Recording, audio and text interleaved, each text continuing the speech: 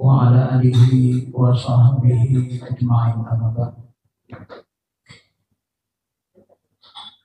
Ibu-ibu yang dirahmati Allah Subhanahu wa taala, mari kita bersyukur kepada Allah diberikan kita kenikmatan sehat, kelapangan waktu, diberikan kita banyak sekali nikmat hari ini yang tidak diberikan kepada sebahagian hamba-hamba Allah. Karena hari ini ada orang yang terbaring di rumah sakit karena sakit jantung mungkin kan, ada yang mungkin sakit darah tinggi, kolesterol, stroke, macam-macam. Dan alhamdulillah Allah lapangkan waktu kita untuk menghadiri majelis ilmu, majelis ta'lim yang merupakan majelis yang paling dimuliakan dan dibanggakan Allah dari seluruh majelis-majelis yang ada di bumi yang diciptakan Allah ini. Sampai-sampai Nabi pernah mengatakan kepada Abu Dzar, ya Abu Dzar, la antadu fatu'allimu babam minal ilmi khairul laka min an tusalli al-firqah. Wahai Abu Dzar, pagi-pagi kau keluar rumah menuntut ilmu agama, menuntut ilmu mendekatkan diri kepada Allah satu bab saja, itu pahalanya setara dengan sholat sunnah 1000 rakaat. Pernah nggak Bu sholat sunnah 1000 rakaat? Ada yang pernah? 100 rakaat? Kalau kita kumpul-kumpul Bu, 1000 rakaat itu kira-kira berapa tahun itu dapatnya?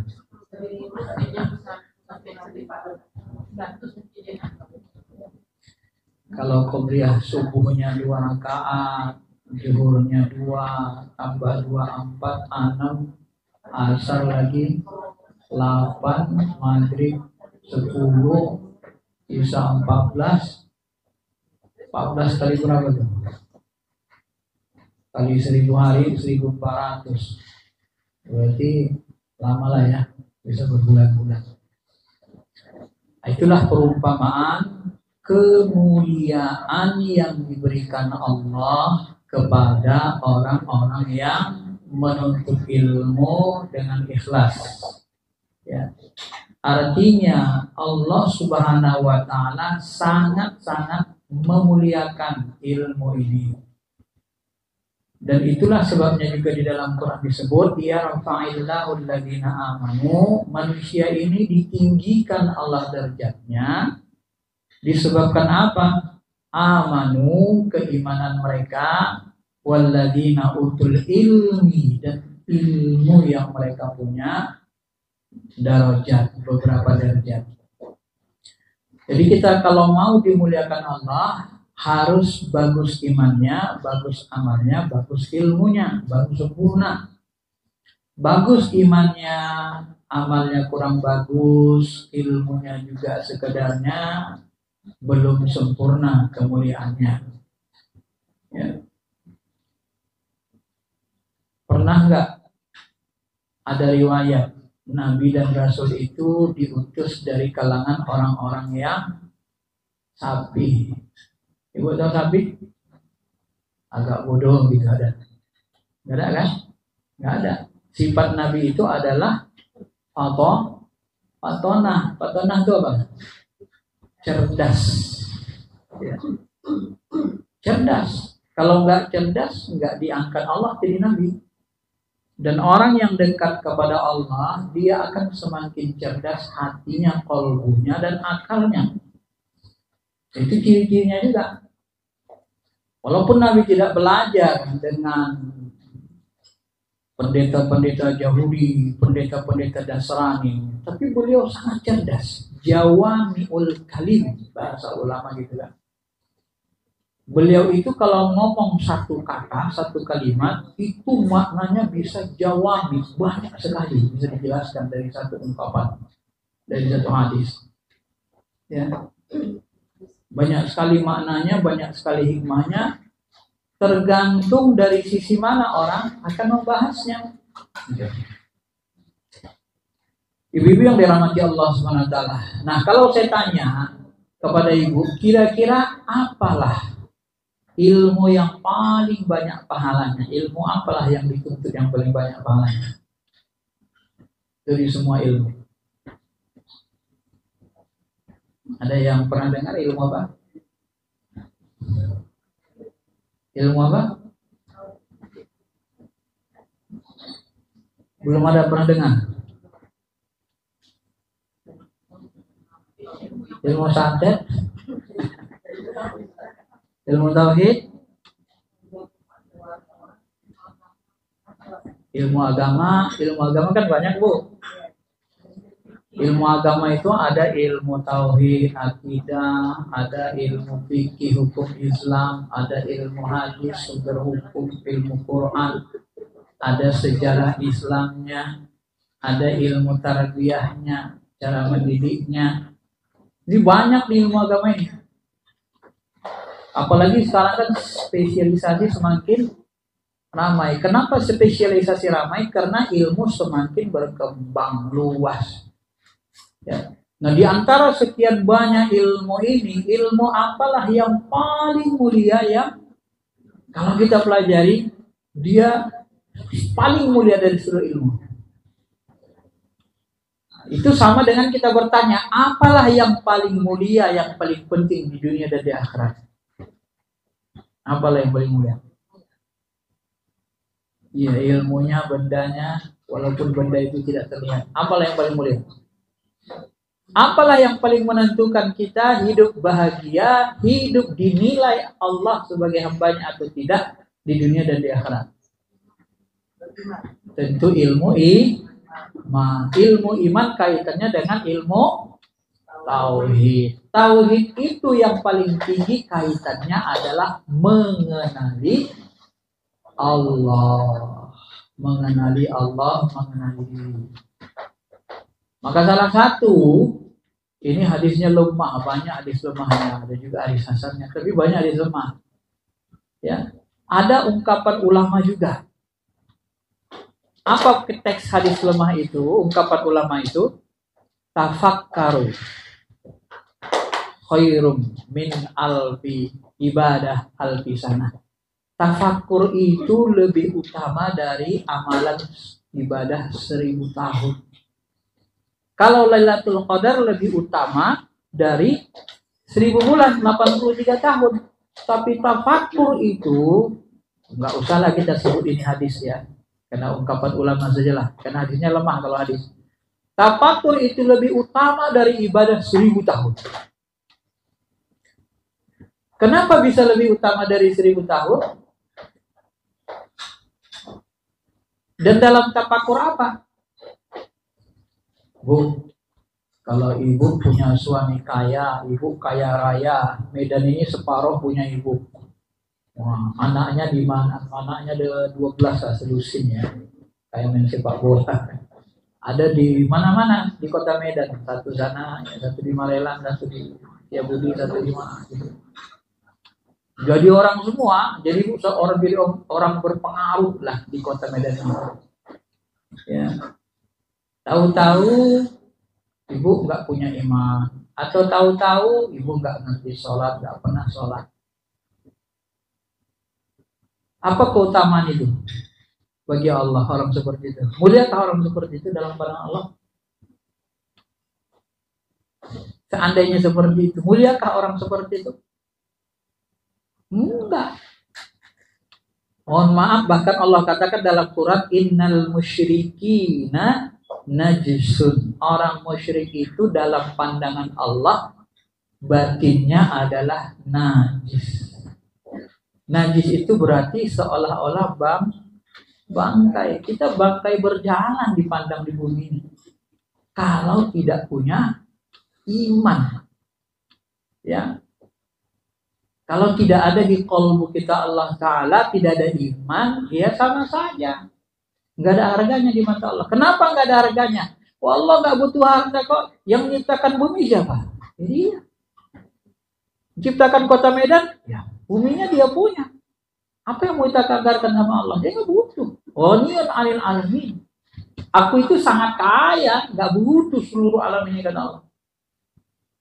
Mau kita andalkan kerajaan kita, kekuasaan kita, gubernur kita misalnya, presiden kita 30 tahun. Butuh Allah dengan jabatan presiden kita? Tidak butuh. Kalau kita tidak beriman. Ya. Makanya dalam semua ilmu agama yang kita pelajari ini, kata ulama, yang paling banyak pahalanya, yang paling utama dipelajari adalah ilmu mengenal Allah, ilmu tentang iman. Iman yang pertama adalah beriman kepada Allah. Kenapa? Karena yang paling penting kita kenali di langit dan di bumi adalah Tuhan kita. Ibu kenal nggak warna emas 24 karat, 22 karat, 20 karat? Kenal? Kalau dibawa ke toko emas bisa bedain nggak? Yang rajin toko emas kan bisa gampang kan? Apalagi punya toko emas. Tapi itu keutamaannya buat orang yang berkecimpung di emas. Kalau orang kerjanya di laut, ikan, ilmu begitu tidak dia butuhkan. Nah, maka ilmu mengenal Allah ini sangat kita butuhkan, sehingga nanti ulama mengatakan awaluddin ma'rifatullah. Yang pertama sekali dari agama ini adalah mengenal Allah. Kenapa? Karena iman yang paling utama kita miliki dan beriman yang paling pertama kita pelajari adalah beriman kepada Allah. Nah, jadi kalau kita nggak beriman kepada Allah, nggak kenal Tuhan kita, bagaimana kita mau menyembah Tuhan yang kita sendiri nggak kenal? Sering kita dengar, tak kenal maka tak sayang, ya kan? Tak sayang maka tak cinta. Ada jemaah bertanya, Ustaz, macam mana lah kita mencintai Allah Ta'ala itu? Kan nggak tahu kita macam mana bentuknya, gitu kan? Gimana mencintai Allah? Kan kita nggak tahu kita bagaimana bentuknya, Ustaz. Bagaimana tuh? Lu pernah lihat gak? Baru-baru ini kita dengar ada berita, ada aliran yang katanya dia jumpa sama Allah, jumpa sama Nabi.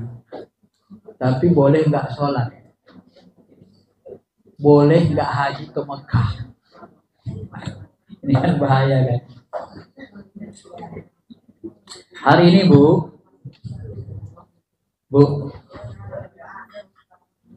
hari ini tantangan kita tentang mengenal Allah ini pun makin berat. Kenapa? Karena banyak ajaran-ajaran yang menyimpang. Menyimpang itu menyimpang dari Quran, Sunnah, hadis, menyimpang dari pemahaman ulama-ulama ahli ilmu dari kalangan sahabat. Ya. Yang paling paham Allah itu paling kenal Nabi. Yang paling paham maksud Nabi, kata-kata Nabi, ahli ilmu dari kalangan sahabat. Itu bahasanya. Nah hari ini banyak sekali. Ada nanti orang mengatakan Allah itu bertangan, ya Allah wa fa'ilihim. Allah itu punya kaki, diletakkan kakinya neraka mengkerut seperti mengkerutnya. Kebayanglah kita pula, kaki Allah itu mana pula kan gitu kan. Allah itu berwajah. Allah itu seperti pemuda yang sangat tampan. Bahasa hadis kan begitu.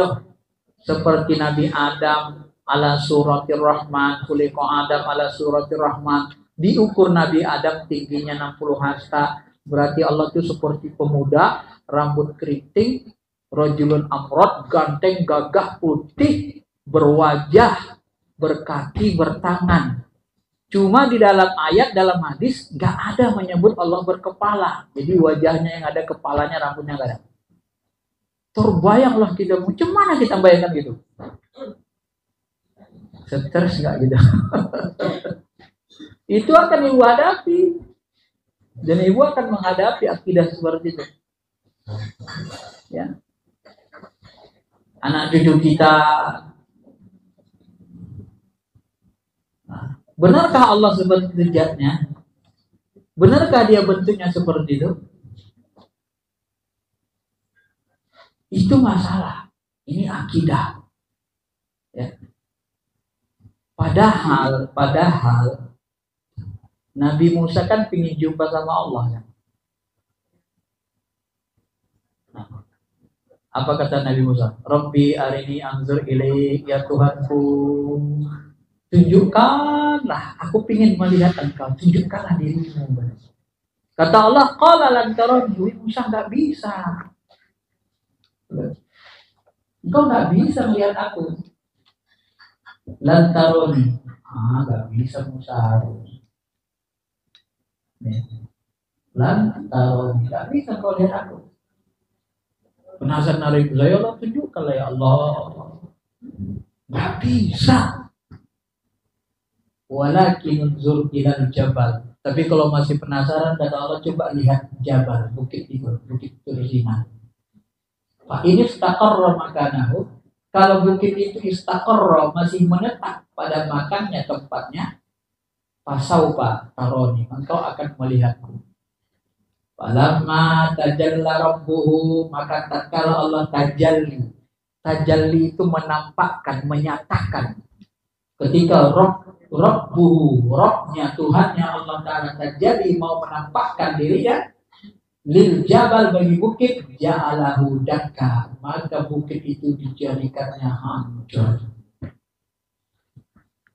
Kalau bertangan, berkaki seperti Nabi Adam, pemuda yang sangat tampan, bisa nggak duduk di atas bukit? Bisa. Bisa kan? Jadi kenapa bukit hancur?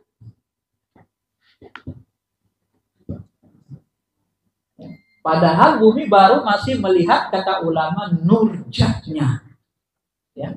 Kalau dalam hadis lain disebut, Nabi Muhammad itu mengatakan waktu Isra Mi'raj dalam satu hadis sahih, ketika ditanya Abu Dzar, ya Rasul, apakah engkau melihat Allah? Aku melihat cahaya, zatnya dihijab cahayanya. Lau kasyafahu, seandainya cahaya ini dibuka, disingkap Allah, lah tarakat subhan, maka membakar, menghancurkan seluruh makhluk yang bisa memandangnya, yang menggapai Allah. Mana yang tak terpandang Allah? Semua akan hancur binasa. Itulah Allah Ta'ala itu. Ya. Membayangkannya saja kita merinding ketakutan. Maha kuasanya Allah. Dia nyata dalam pandangan mata hati. Dia sebut huwa zahir. Dia nyata. Tapi mata hati kita yang melihat dia nyata. Wal batin, dia tersembunyi. Kalau kita lihat pakai mata kepala. Zahir, dia sebenarnya berada fauqa abdahu, di atas hamba-hambanya nyata. Nggak ada yang berada di atas dirinya, zatnya. Dan dia juga berada batin, ya, di bawah hamba-hambanya semua, dilingkupi hamba-hambanya, meliputi seluruh hambanya, dan tidak ada yang bisa menutupi dirinya. Nah, itu Nabi membahasakan makna zahir batin begitu. Gak ada yang bisa menutupinya. Yang menutupinya apa coba? Hijab qalbu kita, hawa nafsu, kegelapan. Nur hati kita tidak bisa menangkap pancaran cahaya nur zatnya. Kenapa? Karena qalbu kita kotor. Sekiranya setan keluar dari dinding-dinding hati kamu, kata Al-Ghazali dalam sebuah hadis dalam kitab Ihya, niscaya kalian akan melihat alam malakut. Ketika dibukakan Allah hijab itu, setan menjauh dari dinding kalbu kita, terlihatlah malaikat di mana-mana, terlihatlah surga, terlihatlah neraka. Ya, terlihat seluruh makhluk kalau Allah bukakan hijabnya. Itu bahasa hadis yang disebut Imam Al-Ghazali. Ya, maka Nabi ketika Isra Mi'raj semua terlihat karena dibuka Allah hijabnya kan. Terlihat surga, terlihat neraka, ya. Terlihat apa lagi? Terlihat lapisan langit, arasy, Nah, ini dimensi, alam itu seperti dimensi. Ya. Dia agak susah nyontohkannya. Kalau ibu melihat, kalau seandainya ini keramik, pernah ibu perhatikan keramik gitu? Perhatikan lama-lama. Di dalam keramik itu seperti ada ruangan. Benar? Kalau kita perhatiin lama-lama kan dia seperti ada ruangan di dalamnya kan? Ruangan luas sekali. Wah, memang ada ruangan di dalamnya, tapi bukan ruangan bentuk seperti ruangan ini. Gitu. Itulah dia sebenarnya. Itulah dimensi namanya. Ya. Jadi pengetahuan kita ini nanti tentang Allah pun bertingkat-tingkat. Berlapis-lapis. Maka semakin kita mengenali Allah, semakin kenal, nanti jatuh cinta. Kenal kita asma'nya, nama-namanya, kenal kita sifatnya, pengasih, penyayang.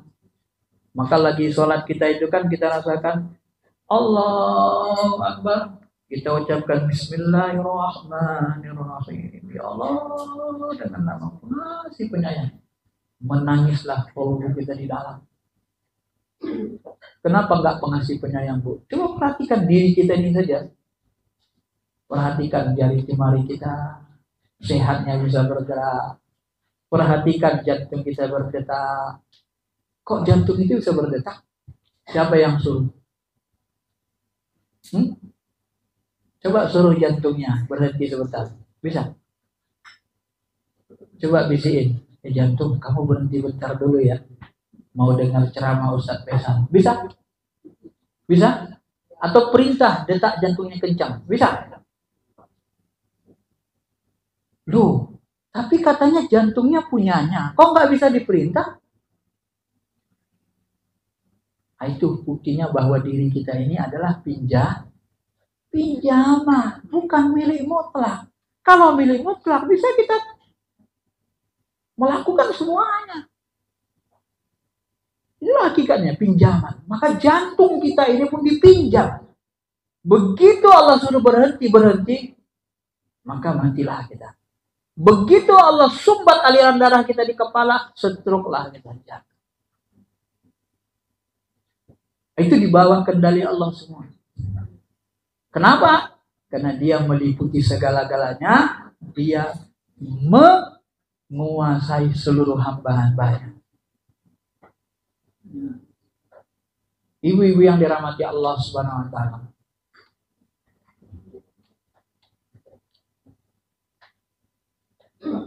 Maka kalau kita mau mengenali Allah ini, kita harus mengenalinya bertahap. Diawali dari mengenali sifatnya, ya, atau diawali dari asma'nya, Asmaul Husna. Ya, Ar-Rahman, Ar-Rahim, Malik. Bagaimana Ustaz cara mengenali Allah lewat asma'nya? Ya rasakan saja. Ar-Rahman, pengasih, penyayang. Pengasih, penyayang itu ada bentuknya enggak, Bu? Ada bentuknya enggak? Ada bentuknya? Enggak ada. Bisa dirasakan enggak dia? Bisa. Bisa dilihat enggak kasih sayang itu? Bisa enggak dilihat kasih sayang? Bisa atau tidak? Kalau dilihat pakai mata, tidak, Bi. Kalau dilihat pakai hati, bisa enggak? Hati bisa melihat enggak? Ternyata bisa. Hati bisa melihat sesuatu yang bersifat rasa. Tuh. Ya kan? Jadi, Bu minum teh manis. Terasa manis. Yang melihat manis siapa? Matanya? Rasa yang di lidah. Tiba-tiba begini ditelepon sama suaminya. Ani, apa Roma? Kan gitu ya. Nama bapaknya Roma. Ini anakmu jatuh, ditinggal. Dibawa ke rumah sakit. Ditabrak. Wah, gimana rasanya? Sedih, mulai nangis kan? Rasa sedih. Bisa nggak dilihat rasa sedih? Muncul rasa sedih, nangis kita. Bisa dilihat nggak?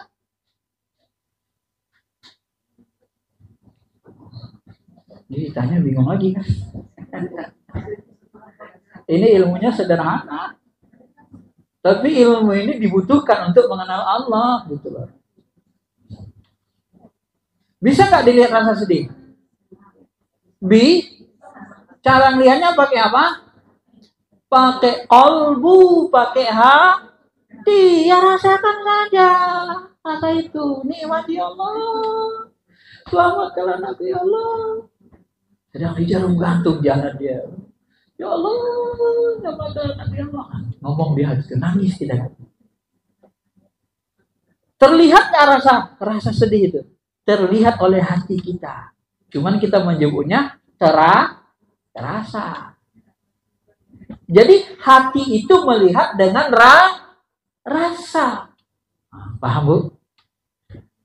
Lidah itu melihat dengan rasa. Apa beda rasa di lidah, rasa manis dengan rasa sedih? Apa bedanya? Bedanya satu rasa di jasmani di lidah, satu lagi di qalbu di hati. Ruangan ini panas apa dingin? Panas dingin. Kalau panas dingin Ibu lagi demam. Yang ngerasain dingin apa coba? Yang merasakan dingin apa? Jasmani, jasad atau hati? Jasad kan? Ya. Kalau Ibu dibuat emosi hari ini, yang merasakan marah jasad atau hati? Hati. Jadi beda rasanya tuh, Bu. Kenapa saya sebutkan ini, Bu? Karena ini berkaitan dengan untuk mengenali sifat Allah. Allah itu punya sifat namanya sifat maknawi. Sifat dalam bentuk rasa, makna. Dia nggak ada bentuk sifat itu. Gitu. Pengasih Asmaul Husna, Ar-Rahman, pengasih penyayang. Ada bentuknya nggak? Nggak ada, tapi bisa dirasakan. Maka ketika kita ibadah, rasakan kasih sayangnya. Bismillahirrahmanirrahim. Ya Allah, Kau pengasih penyayang, ya Allah. Ingat kasih sayang Allah gitu banyak sama kita. Sampai kita meneteskan air mata. Begitulah cara menikmati ibadah. Kalau kita menangis karena Allah, itu bisa menghapuskan api neraka, memadamkan api neraka. Tangisan kita karena takut, karena rindu, karena cinta kepada Allah itu bisa memadamkan api neraka. Ya. Sederhana, tapi itu sangat besar manfaatnya. Dan itu kita gunakan untuk mengenali Allah. Tapi kalau Ibu tidak menggunakan rasa di kalbu, tidak pakai hati, tidak pakai rasa, tidak pakai kalbu di rasa di kalbu, maka nanti ibadahnya, sholatnya nggak berasa. Sesuatu yang nggak berasa nikmat nggak?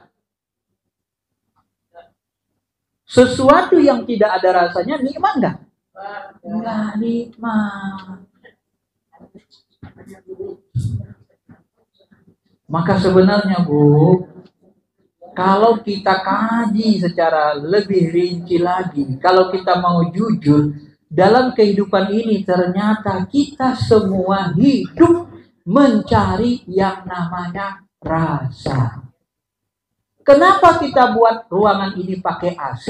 Karena kita ingin mendapatkan rasa apa? Rasa dingin. Kenapa kita ingin punya mobil mewah cakep? Karena kita ingin mendapatkan rasa nyaman. Ada orang ingin mendapatkan rasa bangga. Benar? Benar apa betul?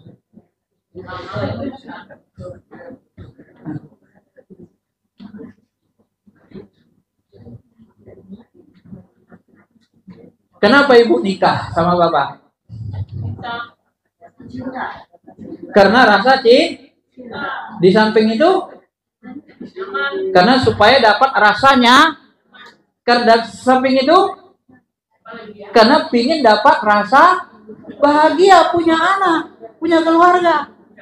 Jadi yang ibu cari dari pernikahan apa? Masa.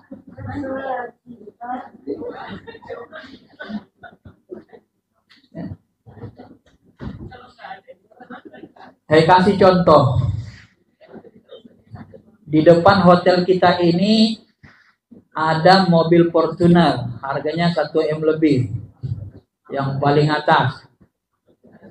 Kemudian ibu diajak berangkat rombongan kemana? Ke Padang, jalan-jalan.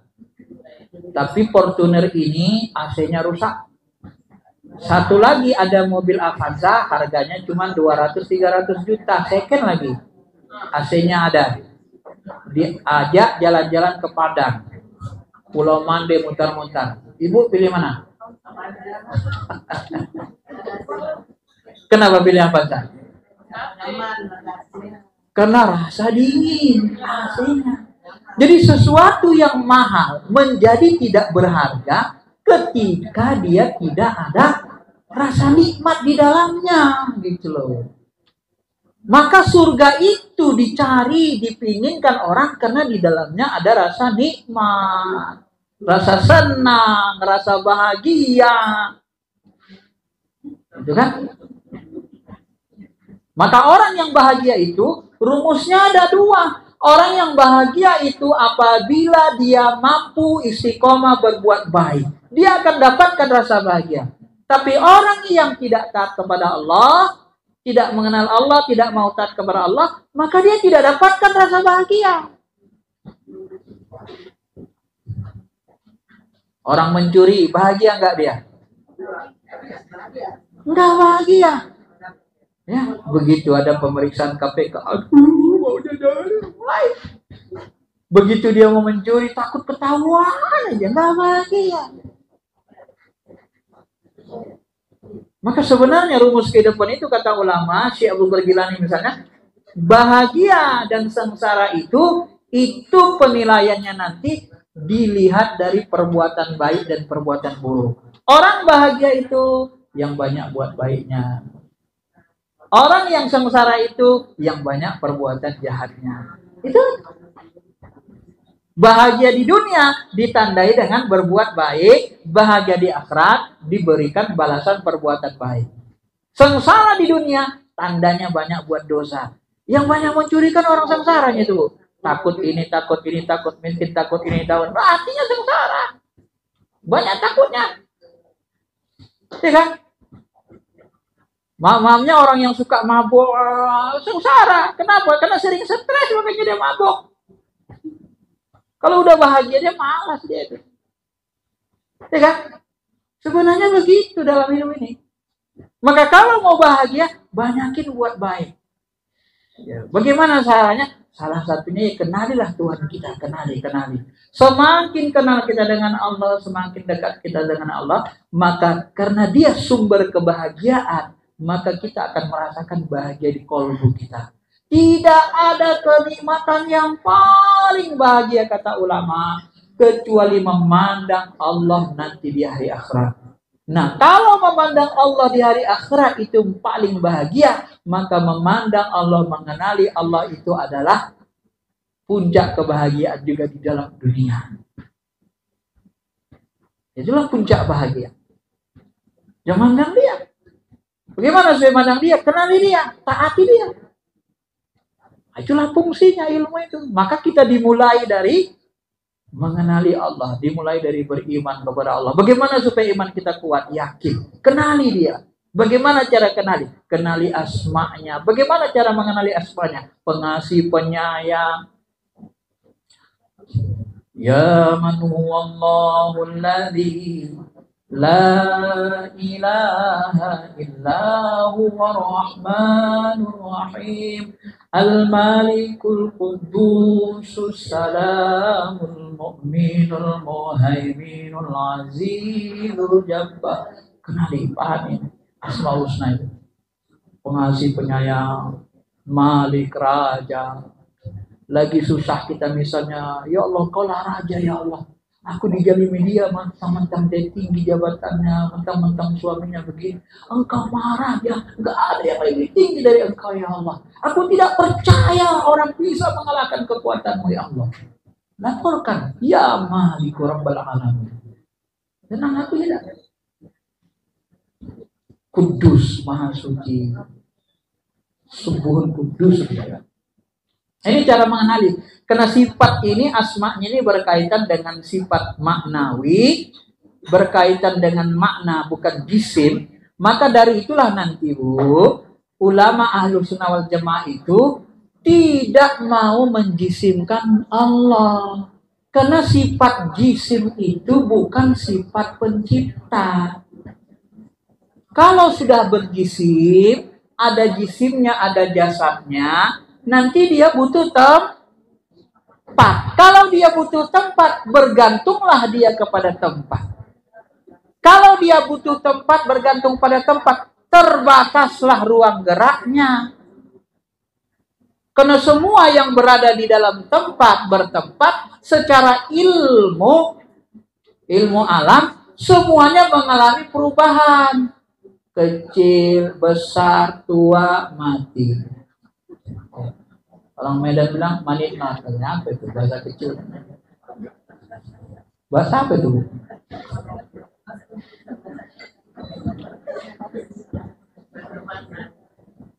Iya. Ada nggak di alam ini yang tidak berubah? Coba Ibu perhatikan. Coba dilihat di langit, di bumi yang berada di dalam ruang waktu. Ada nggak yang nggak berubah?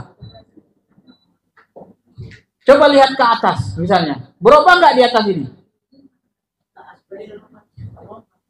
Ini berubah ke sini. Kalau kita lihat asbes. Kalau kita lihat awan, berubah nggak awan? Berubah. Kadang hujan, kadang panas. Kadang mendung, kadang cerah. Dia mengalami perubahan. Terbatas nggak kekuasaannya? Awan yang di sini bisa nggak menghujani di Jawa? Nggak bisa. Karena dia berada di tempat ruang. Dan semua yang berada di ruang dia mengalami kepunahan, kematian, kehancuran, kebinasaan. Dan itu mustahil bagi zat Allah Subhanahu wa ta'ala.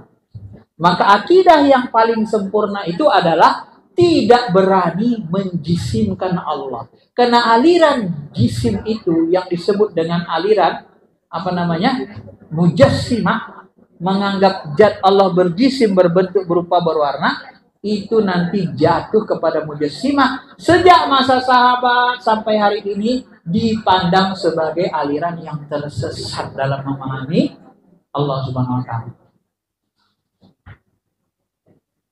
Jadi macam mana Ustaz? Nggak ada jisimnya, nggak ada kepalanya, berarti nggak ada lah Allah itu. Orang nggak ada bentuknya katanya. Baik. Saya kasih contoh. Di ruang ini ada udara nggak? Udaranya dingin ya. Coba Ibu lihat, udara yang di ruang ini bentuknya bagaimana?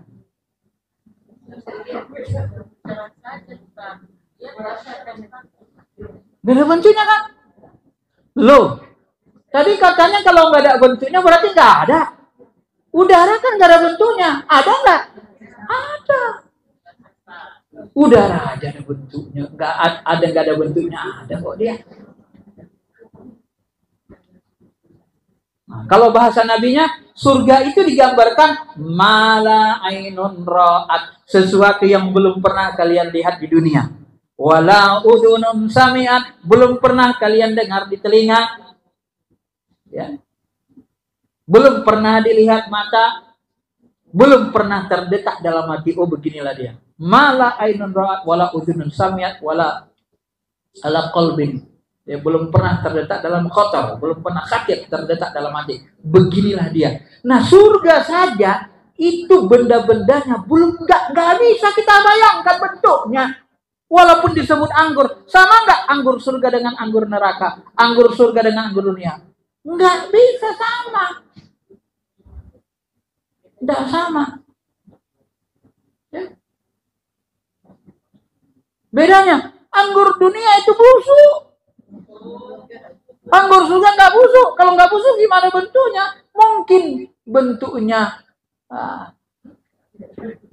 bisa jadi dari kristal, bisa jadi dari macam-macam. Jadi kalau dari kristal gimana makannya? Kan gitu kan? Ada juga anggur yang bisa dimakan, ada anggur lain yang bisa dimakan di sana. Wallahu alam, kita nggak bisa bayangkan. Ya itu, Nabi ngomong itu. Makanya jangan kita memastikan, jangan kita bayangkan zat Allah itu begini-begini bentuknya. Ya. Alif Lam Mim. Apa artinya, Bu? Saya dulu waktu kecil habis baca alif-alif kan naik Quran. Begitu naik Quran suruh baca. Bingung saya. Saya lihat alif lam mim ini kan baris atas semua kan. Udah dibaca aja. Alamat. Gurunya bilang, bukan alamat. Ya kan semua. Bacaannya alif lam. Ternyata itu huruf inqotoah namanya. Cara bacanya alif lam mim. Apa artinya? Artinya hanya Allah yang tahu. Kalau mau diartikan, kita nggak bisa. Paling alif lam mim ditulis alif lam mim juga.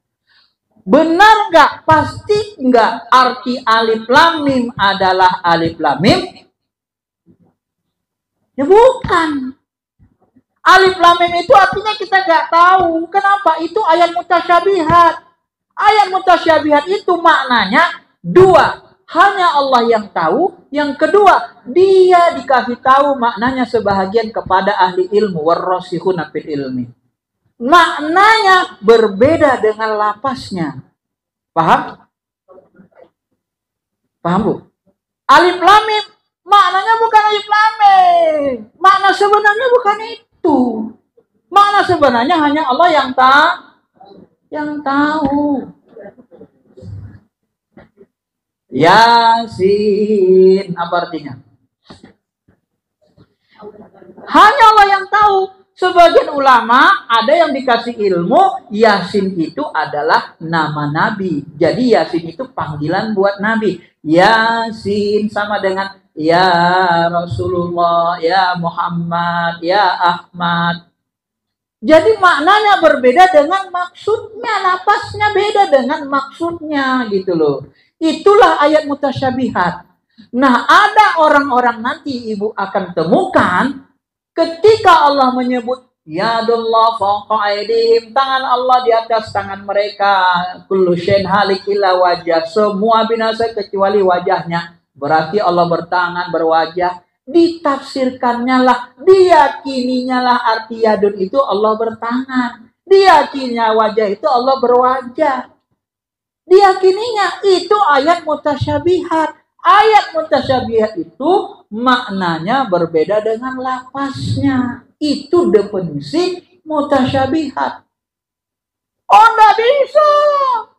Allah bertangan. Siapa mengatakan Allah nggak bertangan, nggak berwajah? Kafir.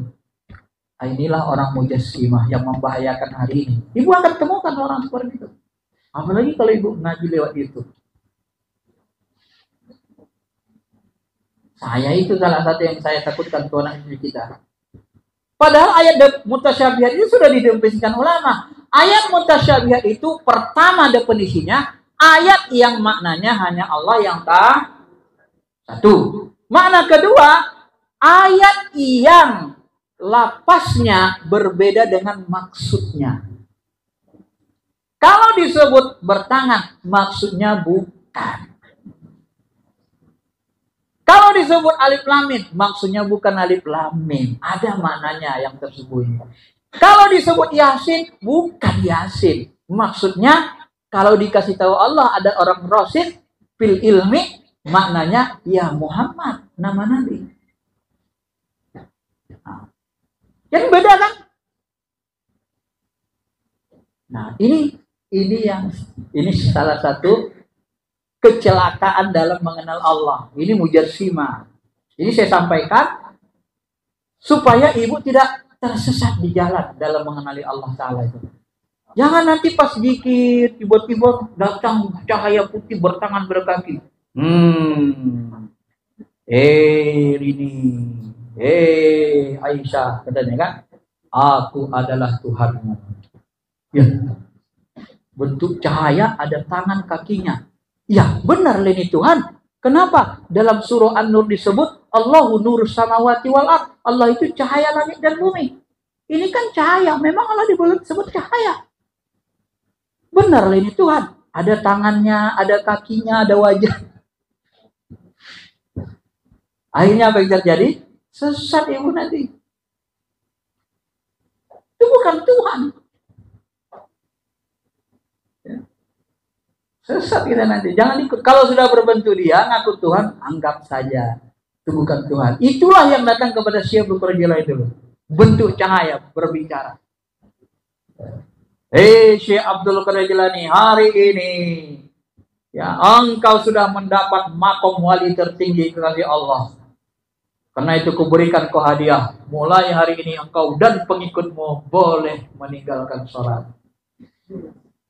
Boleh tidak sholat. Diambilnya terompahnya, dilemparnya. Izhab ya la'i, pergi engkau wahai terlaknat. Baru cahaya putih menjelma menjadi iblis. Apa kata iblis? Dari mana engkau tahu aku bukan Tuhan? Pertama, katanya kan, yang pertama adalah engkau menyuruhku meninggalkan syariat. Tidak ada yang boleh meninggalkan syariat Muhammad. Yang kedua, engkau bersuara. Ada suara gendam suara kayak kita ini. Keluar suara. Jadi ketika suara yang keluar kita, itu jin, itu setan. Bapak, ibu nanti akan temukan ada ustadz dokter, dia bilang Allah tuh kalau ngomong bersuara kayak kita. Kalau ada orang ngomong itu setan, suara kayak kita. Allah tuh nggak punya gendang suara loh. Jadi ustadz kalau nggak bersuara, macam mana kita bisa memahami Quran, memahami Tuhan? Pakai Rasul lah, pakai utusan lah. Utusan itulah nanti yang bisa memahaminya. Dicatatkannya lah, kalau bahasa saya, dirubahnya dalam bentuk dunia, dicatatkannya dalam bentuk huruf sehingga bisa kita suarakan. Kalau suara jatnya mana ada? Suaranya kayak kita. Nah, itu hati-hati. Ini ilmunya agak halus. Ya. Apa katanya? Sudah berapa banyak yang kusesatkan yang seperti ini. Ternyata kau termasuk salah satu orang yang selamat. Ya. Harusnya kau sudah punya pengikut seluruh alam. Karena engkau mencapai tingkat wali tertinggi. Apa kata Syekh Abdul Qadir Jilani? Aku diselamatkan Allah bukan karena ilmuku. Aku diselamatkan Allah karena kasih sayang Allah kepadaku. Dia tidak mau sombong, dipancing iblis untuk sombong lagi, merasa angkuh dengan pujian seperti itu. Ditolak. Ini salah satu sejarah. Ya, jadi hati-hati. Ada. Kalau Allah punya suara, kalau nggak punya suara, macam mana kita bisa memahami firman Allah? Katanya pula lah kan. Terakhir, ini saya kasih tahu. Ngaji ketuhanan ini nggak bisa. Terakhir, kata Allah dalam Quran gini kepada Nabi Sulaiman, ya ayyuhan namlu dukhulu masakinakum. Ketika Nabi Sulaiman naik kuda, tiba-tiba pasukan semut itu melihat Nabi Sulaiman bersama pasukannya, semuanya ngomong, ya ayyuhan namlu dukhulu masakinakum, semut kalian masuk ke dalam bumi semua. La yahtimannakum Sulaiman wa junuduh. Sulaiman gak akan lihat kalian. Injak mati kalian nanti semua. Coba ayo coba. Kan gitu. Naik Sulaiman. Sulaiman dengar suara semut. Dia paham bahasa binatang. Lalu apa kata Sulaiman? Hadza min fadlillah. Ya Allah, inilah karunia Allah. Yang saya mau tanya, ketika tadi semut ngomong sama kawan-kawannya, dia ngomong bahasa Arab nggak seperti Quran itu? Ya ayuhan nabi dulu masa kenapa? Hah? Bahasa Arab gak dia ngomong? Hah? Nah, ini kita kaji secara ilmu. Ini kan kita mau membantah akidah yang mengatakan Allah itu punya suara. Zatnya itu. Ini mau kita bantah. Itu orang-orang apa itu? Orang apa namanya? Mujassimah tadi kan. Semut saja, Bu. Kalau ngomong, coba ambil semut di luar 100 ekor dan lekatkan ke mic ini. Ada nggak bisa nyuara? Ngomong, ya 60 ada yang bisa. Lalu bagaimana Nabi Sulaiman bisa memahaminya? Yaitu tadi seperti bahasa rasa. Seperti bahasa rasa. Ketika anak ibu nangis, ibu ngerasa dia sedih. Terasa nggak sedih itu? Tahu nggak dia sedang sedih? Motok. Iya tahu. Nggak usah dia pakai suara. Dia lihat nangis, neteskan air mata. Tahu nggak kita sedang? Oh sedih. Tahu. Jadi dia bahasa rasa. Bahasa kolbu namanya. Jadi dengan bahasa rasa terhubung, Sulaiman bisa rasain. Baru disuruh berhenti pasukannya. Berhenti dulu sebentar. Semut-semut lagi masuk. Nah, semut aja bisa dipahami tanpa suara seperti manusia. Apalagi Allah. Tapi cara memahaminya nggak bisa semua orang. Ya kan? Itulah makanya perlu ada rasul, ada utusan, ada wasilah, ada perantara. Jangan sok-sokan kita mau berhubungan langsung ke Allah. Siapa diri kita? Wong kenal aja belum, Pak. Ya kan? Nah, disitulah perlunya nanti berguru. Guru itulah yang menyampaikan kita. Ya. Nah, ini pengantarnya, Bu ya. Nah.